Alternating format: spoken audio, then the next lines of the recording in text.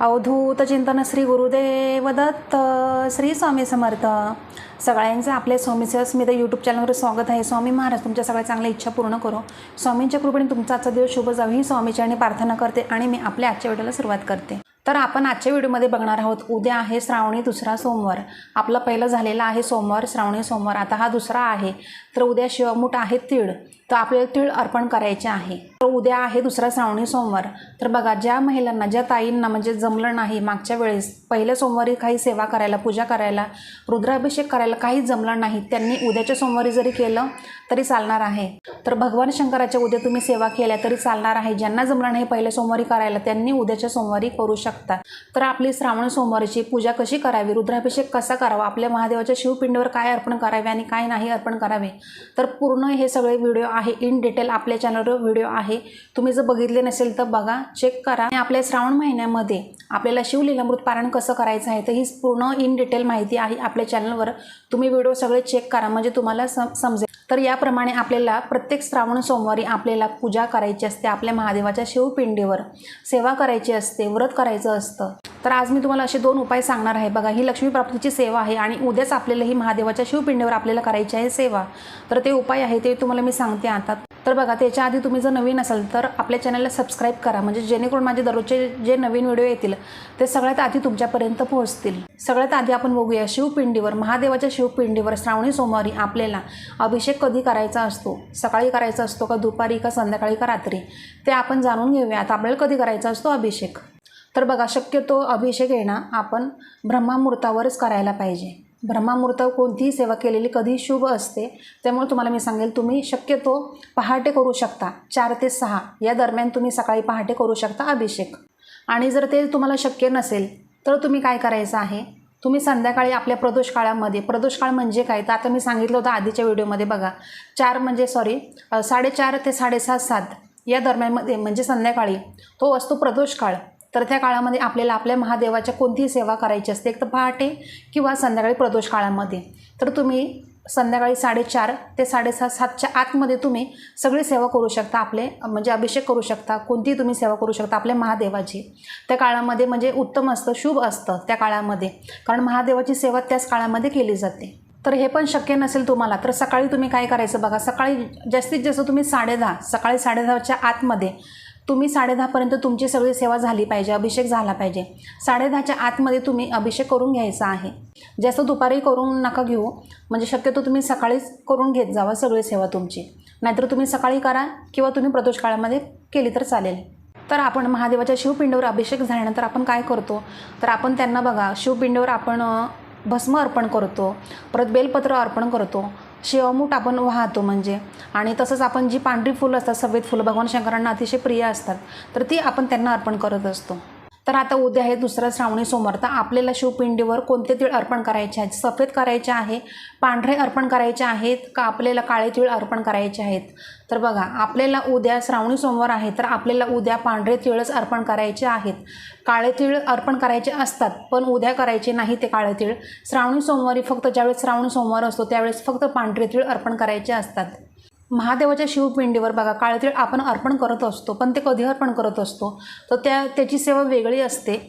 कारण काळे तीळ हे आपल्या पितरांना समरण्यासाठी असतात आणि त्याचा वापर फक्त आपण आपल्या पितरांसाठी करत असतो. तर काळे तीळ आहे ना हे अर्पण केले तर चालतात, महादेवाच्या शिवपिंडीवर काळे तीळ अर्पण केले तर चालतात, पण ते कधी विशिष्ट दिन असतो, विशिष्ट सेवेसाठी अर्पण केले जातात, त्याची सेवा वेगळी असते. आणि श्रावण महिन्यामध्ये फक्त आपण जे पांढरे तीळ असतात तर ते आपण अर्पण करत असतो, काळे तीळ नाही, एवढं लक्षात ठेवा. तर आता तुम्हाला आहे ना उद्या आहे ना एक असा एकदम साधा सोपा उपाय करायचा आहे आणि तो पांढरे तिळाचाच तुम्हाला करायचा आहे उद्या. आणि ही जे काही तुम्हाला मी सेवा सांगणार आहे बघा, 2 सांगणार आहे. तर पहिली सेवा आहे लक्ष्मी प्राप्तीची. बघा, पांढरे तीळ आहे तर ते आपल्याला उद्या महादेवाच्या शिवपिंडीवर आपल्याला अर्पण करायचे आहेत. पण कसे करायचे आहेत बघा, मी सांगते आता. तर आता उद्या दुसरा श्रावणी सोमवार आहे तर आपलं अभिषेक वगैरे सगळं करून झालं. तुम्हाला काय करायचं आहे बघा, तुम्हाला 21 पांढरे तीळ तुम्हाला उजव्या हातामध्ये घ्यायचे आहेत. उजव्या हातामध्ये तुम्हाला घ्यायचे आहे आणि तुम्हाला हातामध्ये पांढरे तीळ घेऊन तुम्हाला एक मंत्र बोलायचा आहे उद्या. तर तो कोणता मंत्र आहे बघा, कमलात्मक मंत्र आहे. तर तुम्हाला आता स्क्रीनवर दिसत असणार आहे. हा मंत्र तुम्हाला उद्या 16 वेळा बोलायचा आहे. हातामध्ये, आपल्या उजव्या हातामध्ये तीळ घ्यायचे आहेत, असेच ठेवायचे आहे आणि तुम्हाला 16 वेळा बोलायचा आहे कमलात्मक मंत्र. नंतर तुमचा कमलात्मक मंत्र बोलून झाल्यानंतर तुम्हाला काय करायचं आहे, तर ते पांढरे तीळ जे आहे आपल्या हातामध्ये घेतलेले, तर ते तुम्हाला आपल्या महादेवाच्या शिवपिंडीवर असे अर्पण करायचे आहेत त्यांना. आणि हा उपाय तुम्हाला बघा, आता मागच्या सोमवारी सुद्धा 21 तांदळाचा उपाय केलेला होता बऱ्याच भक्तांनी. आता तुम्हाला मी सांगते बघा, या आपल्याला उद्याच्या सोमवारी तुम्हाला हा उपाय जो आहे तर तो उद्याच करायचा आहे, नंतर केला तर नाही चालणार. हा उपाय उद्याच करायचा आहे तुम्हाला. तर हा जो उपाय आहे तर हा खूप असा प्रभावी उपाय आहे बघा, लक्ष्मीप्राप्तीचा हा उपाय आहे. म्हणून तुम्हाला सांगते तुम्ही आवर्जून करा, म्हणजे कराच, विसरू नका. तर आता हा एक उपाय झाला आपला लक्ष्मीप्राप्तीचा. आता दुसरा आपण उपाय बघूया. तर हा जो तुम्हाला दुसरा उपाय मी सांगणार आहे तर बघा, तो उपाय कशासाठी, तर बघा आपल्या आयुष्यातली संकट दुःख दूर करणारा हा उपाय आहे. म्हणजे त्याचं प्रमाण जे आहे आपल्या संकटाचं, दुःखांचं, अडचणीचं ते कमी प्रमाणात होणार आहे या सेवेने, या उपायाने. म्हणून तुम्हाला हा सुद्धा दुसरा उपाय करायचा आहे उद्याच. तर बघा, आता पहिला उपाय आपला झाला, आता दुसरा उपाय तुम्हाला मी सांगते. त्याच्यासाठी तुम्हाला परत आपल्या उजव्या हातामध्ये तुम्हाला मूठभर तुम्हाला असे तीळ घ्यायचे आहेत आणि तुम्हाला असं हातामध्ये मूठ अशी बंद करूनच तुम्हाला एक मंत्र बोलायचा आहे. तर तुम्हाला उद्या काय करायचं आहे बघा, तुम्हाला शिवगायत्री मंत्र बोलायचा आहे. आता शिवगायत्री मंत्र कोणता बघा, तुम्हाला स्क्रीनवर मंत्र दिसत असणार आहे. ओम तत्पुरुषाय विद्महे महादेवाय धीमहि तन्नो रुद्रः प्रचोदयात, हा आहे मंत्र. आता हा तुम्हाला स्क्रीनवर दिसतोय. आता तुम्ही स्क्रीनशॉट काढून ठेवा आणि तसं डिस्क्रिप्शन बॉक्समध्ये मी लिहून देते तो मंत्र. आणि तसंच बघा आपल्या पुस्तकामध्ये आहे बघा, हे नित्यसेवे आपलं हे जे पुस्तक आहे का नित्यसेवेचं, याच्यामध्ये आहे हे मंत्र, तुम्हाला माहीत असणार आहे. तर तुम्हाला हा मंत्र बोलायचा आहे. तर किती वेळा बोलायचा आहे तो मंत्र, उद्या बघा मूठभर आपल्याला तीळ घेऊन तुम्हाला 21 वेळा हा मंत्र बोलायचा आहे. आणि तसा 108 वेळा बोलला तर अतिशय उत्तमच. तर कारण हा पण खूप प्रभावी मंत्र आहे, म्हणून तुम्हाला मी सांगणार आहे बघा, 108 वेळा बोला, शक्य झालं तर. अतिशय छोटासा मंत्र आहे, काही वेळ लागत नाही. आणि 108 वेळा नाही जमलं तर फक्त 21 वेळा बोला शिवगायत्री मंत्र. जोपर्यंत मंत्र तुम्ही बोलणार आहे तोपर्यंत तुम्हाला हातामध्येच ठेवायचे आहेत पांढरे तीळ.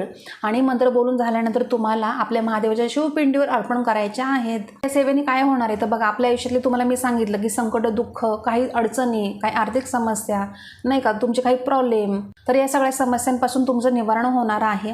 आणि तसंच बघा, अकाल मृत्यू असतो तर टळण्यासाठी सुद्धा हा उपाय अतिशय प्रभावी आहे.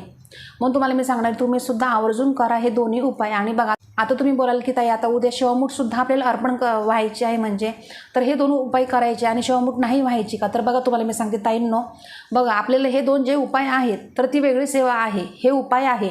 आणि आपल्याला शिवमूठ आपल्याला व्हायची आहे तर ती सुद्धा वेगळी सेवा आहे. तर आपल्याला शिवमूठ सुद्धा व्हायची आहे आणि आपल्याला हे दोन उपाय आहेत तर ते सुद्धा करायचे आहेत. अतिशय साधी सोपी सेवा. तर ही सेवा उद्या दिवसभरात तुम्ही कधीही करू शकता, फक्त दुपारी करू नये. फक्त बघा, आपला भाव महत्त्वाचा असतो. कारण आपण कोणतीही सेवा जर केली मनाने, श्रद्धेने, निर्मळ मन ठेवून आपण जर केली तर आपल्याला आपल्या त्या सेवेचे फळ भेटत असतं. तर तुमच्या मनामध्ये बघा काही शंका आली, किंतु परंतु असं तुम्हाला जर काही आलं तर त्या सेवेचं बघा आपल्याला काही म्हणजे फळ भेटत नाही, तर ती सगळी आपली व्यर्थ जात असते सेवा. म्हणून तुम्हाला मी सांगेल बघा, शेवटी भाव महत्त्वाचा आहे. कोणती सेवा तुम्ही केली तर आपला भाव महत्त्वाचा असतो. आपण कोणत्या मनाने सेवा करतो ते कधीही परमेश्वर देव आपले ते बघत असतात. म्हणून तुम्हाला मी सांगणार आहे, तुम्ही कोणती जरी सेवा केली पण मनाने, श्रद्धेने करा. उगाच एखाद्याने सांगितली करायची म्हणून तुम्ही करणार, पण त्या सेवेवर सुद्धा तुमचा पूर्ण विश्वास पाहिजे, तेव्हा त्या सेवेचं तुम्हाला फळ भेटत असतं. तर आता तुम्हाला समजलं असणार आहे, तर सगळ्यांनी आवर्जून ही सेवा करा, म्हणजे करा. अतिशय प्रभावी सेवा आहे, उपाय आहे, तुम्ही आवर्जून करा. लक्ष्मीप्राप्तीची आहे. आणि ती दुसरी तुम्हाला सांगते अकाळ मृत्यू टळण्यासाठी. तर आजचा व्हिडिओ इतकाच होता. आणि बघा, तुमचे जर काही प्रश्न असतील तर मला तुम्ही नक्की कमेंट करा, कमेंट बॉक्समध्ये मला कमेंट करा तुम्ही.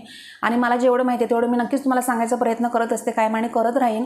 तर आजचा व्हिडिओ इतकाच होता. आजचा व्हिडिओ आवडला असेल तर व्हिडिओला नक्की लाईक करा, सबस्क्राईब करा, शेअर करा, कमेंट करा.